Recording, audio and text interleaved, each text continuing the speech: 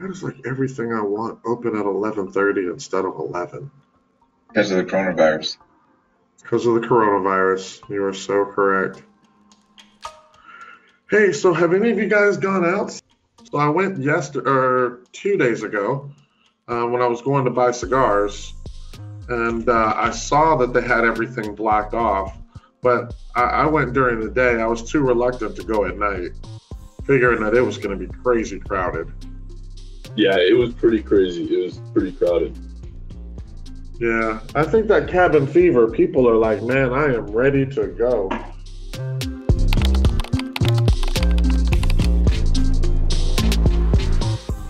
All right, let's do it. Okay, guys, I gave you a server today that is considered like above average. I wouldn't call it a hard server, but it's definitely a trickier server to break into. It's tricky. We're running into some weird things, right? The server has a lot of services on it. The server has a lot to enumerate that a lot of people aren't used to doing this kind of enumeration. We've gone through a couple of things so far. And have any of you guys ever heard of something called a CTF, a capture the flag? Yes. So this is the kind of server that's in a lot of CTFs. And then have you ever heard of something called the OSCP, the Offensive Security Certified Professional? Yes. Yes. Running from it. Okay. This is the kind of server that's typically found in the OSCP lab. So when you take your OSCP, it's a lab network that you have to break into several servers in that lab network. These are similar to what you will find in that lab network. It's a good measure. Kevgir, the particular box that you're playing on right now, is what most people use to prepare for the OSCP exam. It's a real good practice server. When you can break into a server of this level of difficulty without, I don't want to say without help, but I mean like fairly quickly, like you know the process, you know what to do without a lot of looking things up and without a lot of research, then you're usually ready. How do I do CTFs? What I noticed yesterday was you guys have pretty good fundamentals. Like you know Linux, you're familiar with the concepts that the tools use, you know, why you port scan and stuff like that. So what I thought today would be of value would be to kind of dump you into the deep end of the pool, so to speak, and let you kind of struggle a little bit with some hack-in challenge servers. A lot of people have heard of the OSCP, but have never run up into something to get an idea of how difficult it is. A lot of people have heard of capture the flags, but have never played in one. So you need something that's kind of a measuring stick, if you will. You know, you need something like that. Then I think the next thing that you need to know is you need to know the secret to passing these things. And the secret to passing these things is a logical attack process. And you're going to find that that's where most people break down. So here's the first issue. The first reason why a lot of people fail is they don't have a thorough attack process. In other words, no matter what you put in front of me, I do the same thing. It doesn't matter if it's Linux, Windows, a Cisco device, an embedded device. Like people ask me, okay, well, Joe, how would you hack Arduino? Okay, Joe, well, how would you hack a Raspberry Pi? Okay, Joe, well, how would you hack a router? Okay, Joe, how would you attack an embedded device? And quite frankly, it's the same. There may be little variants here and there where it may go off this way, it may go off that way, but the steps that I follow don't change.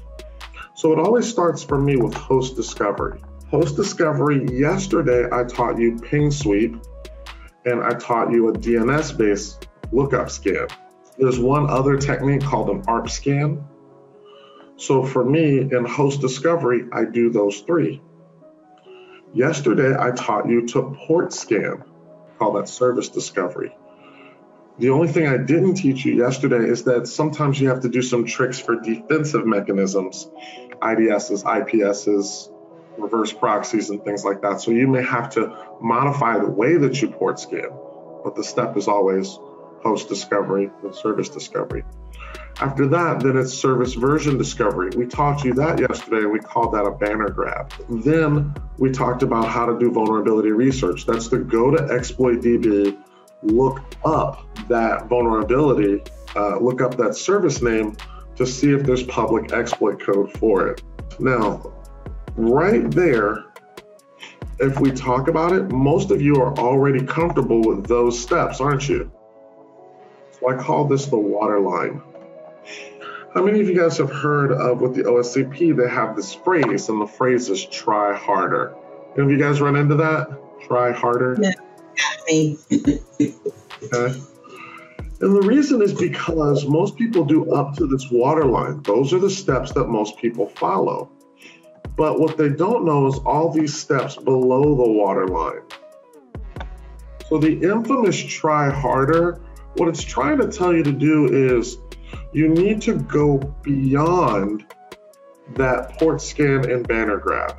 Going beyond the port scan and the banner grab, what that means is if you see ports 111 and 445, do you know how to enumerate those?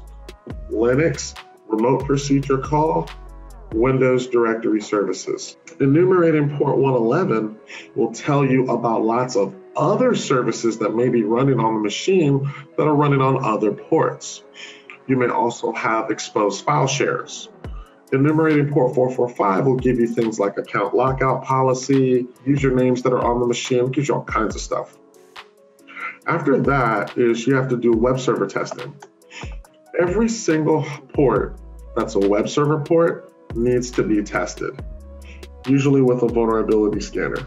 Then you want to run a directory brute forcer. Then you want to pull down the source code of every single web page and then scrape through it to see if there's anything in those pages. Sometimes people have things like IP addresses, usernames and passwords, architecture information, configuration information. Sometimes that stuff's in source code. And then the last thing is to brute force every single service. So if it's running FTP, if it's running IMAP, if it's running any of those things, you need to brute force those services. How many of you guys are seeing that you would fall into this category? Meaning you knew the stuff up to line 300, but that 301 to 305, you wouldn't have known to do those next. And that's what nails you, because what you find in our community is we have so many automated tools that a lot of this stuff is lost. We run so many security scanning tools, and quite frankly, if you run the security scanning tools, your security scanning tools do these steps for you. If you run an ACAS or Nessus scan, most of the mediums and lows are found in these steps in this box. So why do people not know this stuff? One, it's automated now. Two, most of the results identified are either medium or low. And because of that, when we're in our security context, how often do we work on mediums and low findings? We really don't, right? But if you have a bunch of lows combined or a bunch of mediums combined, they can equate to a high vulnerability, can't they? It's knowing that. It's, are you good enough to not need a vulnerability scanner? In other words, do you understand the steps that it's doing so well that you don't need a scanner? So that's the first reason why people fail. They don't know these steps below line 300.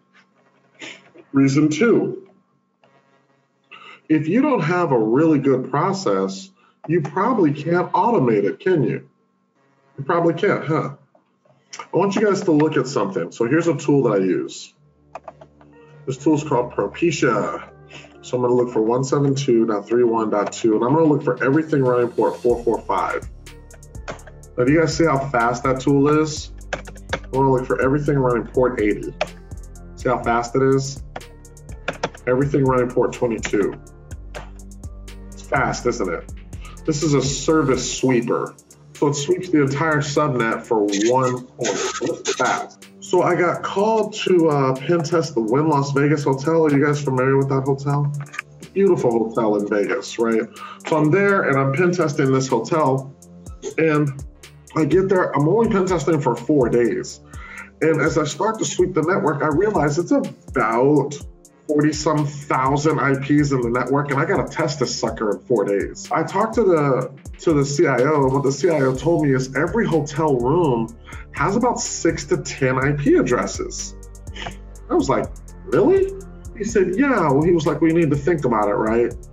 Your hotel's probably got 2 TVs in it. Okay, so that's 2 IP addresses. Your hotel room's probably got 2 phones in it. So that's another 2 IP addresses. And then he says your refrigerator. You know how like when you take stuff out of the refrigerator, they charge you for it? The refrigerator's got an IP address.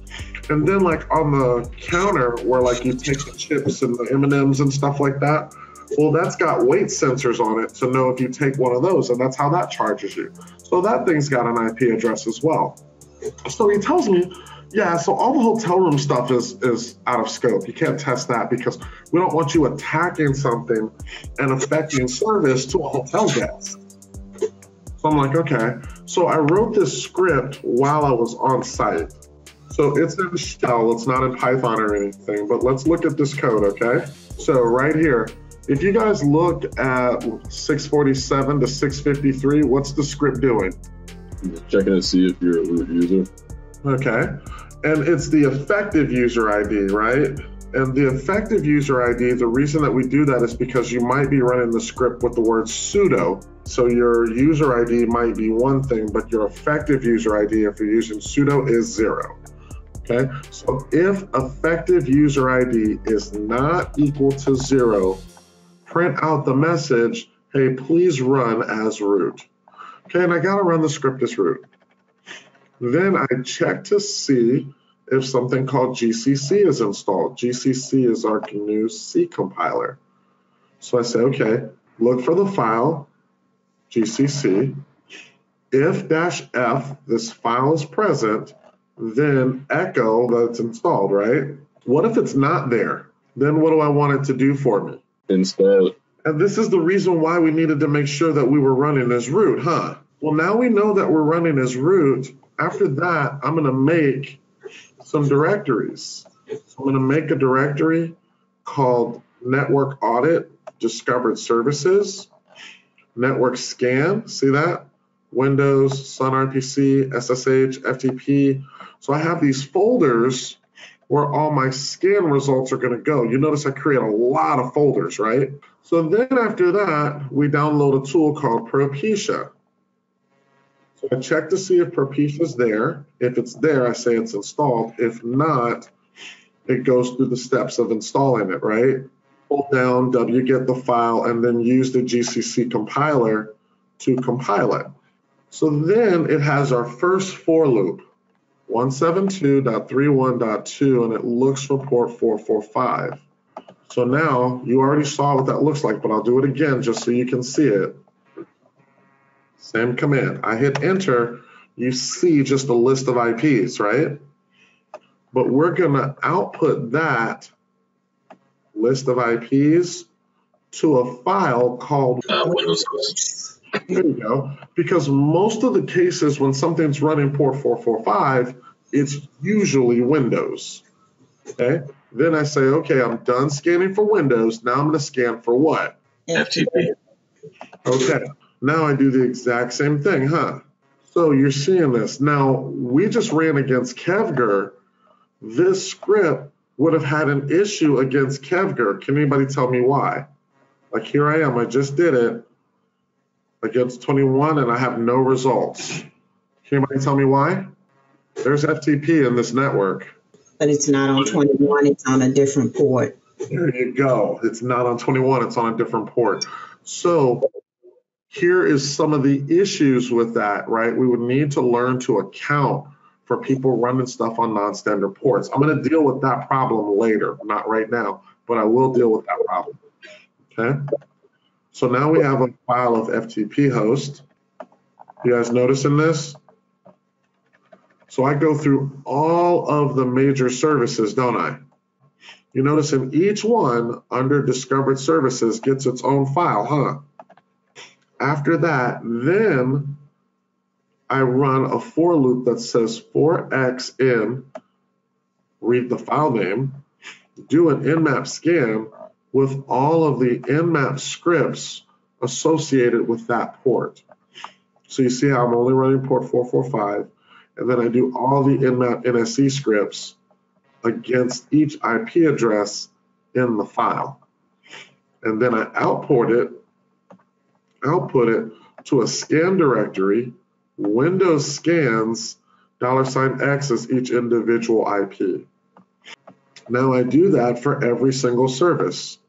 What this did for me was gave me a way to write something that attacked the entire network and sorted everything for me, put it in a logical format for me so that I could do my attacking, right? Now, guys, being able to do something like that, how much time would that save me?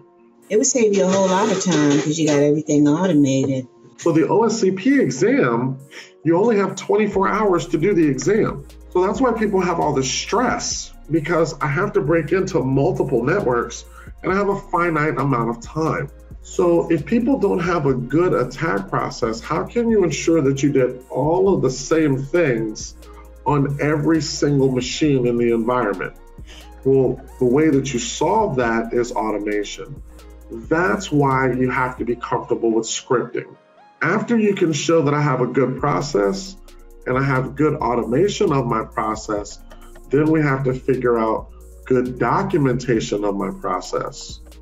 Are you documenting all of the steps as you go through the hack in the labs so that you can write a good report? When you do your OSCP exam, after you've thoroughly enumerated the lab, after you've broken into each machine and gained root or administrative access, you need to document your process for doing it. And you have to build a pen test report. If you're not documenting along the way, it's actually going to be kind of difficult to make your report. Then the next one, how much time did I say that you have in the OSCP? 54 hours. So what you start running into is you start running into people who start messing up. Since they don't have a methodical attack process, they kind of hunt and peck. Like you mess with one server for a while, then you get frustrated, you go mess with another server. You mess with that one for a few hours, then you get frustrated and you move to another server. But then you're like, did I try that such and such attack on server number 3? So you end up going back to this other server. And now you realize you've been going at it for like 8-10 hours. Now my next question is, do you sleep? Or do you keep going because you don't think you have enough points to pass the exam? Each server that you break into, you get a specific number of points. Breaking into it gives you a specific amount of points. Privilege escalating to root or administrator gets you another amount of points. So as a lot of guys get to going through this lab, as they get more tired, they make more mistakes. They get more tired, they start skipping steps. The next mistake that a lot of people have is a lot of people don't know that in the OSCP, you can reboot the machine. So if you're attacking a machine in the OSCP lab, not my lab, but in the OSCP lab, you should do all your enumeration and just prior to doing the attack, reboot the machine. People don't realize that you're actually in a shared environment. So other students are in the network attacking the machines while you are. So you quite possibly could have launched the correct attack against the server, only to find out, well, damn, if I had just rebooted the machine, the attack would have worked. How many of you guys have heard of people telling horror stories about the OSCP and struggling in these kinds of exams? I've heard it from my coworkers. Can you kind of see that the real issue is just not having a good process? Yes. They just have to have a better process. If you look at everything that we did today, most of the guys don't know to do all those steps. Okay? So I'm going to walk you through a little bit more of these steps. Then we'll take lunch. Then after lunch, I'm going to turn you loose on all the hosts in the network, and we'll just go after them together, right? So we'll be like, hey, this is the process. And then I'll be like, hey, there's 5, 6, 7 other machines out there. Let's go see if we can break into them. And you got to go through this struggle, right? You got to experience that, like, man, I tried this and that didn't work, and I tried this and that didn't work, and I tried this and that didn't work, and I ran this scan and that took this amount of time. Because as you start to bang your head against this, you start knowing, I do this first, I do this second, I do this third. Now that you know that, why would you not script that? Yeah, you should script it. And if you had to take an exam that's 24 hours, while your scripts are running, that's when you go eat. While your scripts are running, that's when you go take a nap. Yes. Yeah, manage your time, and then if you can manage your time, you can manage your stress.